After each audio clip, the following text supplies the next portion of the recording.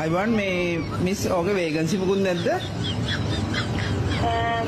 HR එකේ නම් එක දෙන්න මේ සම්බන්ධ වැඩි විස්තර දැනගන්න පුළුවන්. HR එකේ නම්බර එක ලියා ගන්න පුළුවන්ද? HR එකේ නම්බර එක දෙන්න. අපේ මේ විරාජ් අයියාගේ නම්බර එක වැඩ නැහැ නේ. සර් මැනේජ්මන්ට් එක හරහා විස්තර විලාසගේ නම්බර එක ලබා ගන්න පුළුවන්. ඔව්. දැන් ඔගේ මේ වැඩ බැරි උනායි කියලා ගහන්නේ නැහැ නේ. හෙලෝ සර් HR එකේ නම්බර එක දෙන්න ලියා ගන්නකෝ. නම්බර එකට කෝල් කරාම ගහවිත් දන්නේ නැහැ HR එකේ. ඔයාට ෂුවර් නම් ගහන්නේ නැහැ කියලා අපි කතා කරන්නම්. ඒක අපිට කතා කරලා හරියන්නේ නැහැ නේ කෝල් සෙන්ටර් එක. එහෙමනේ. ඔයත් ගහනවා වගේනේ බොසා වගේනේ.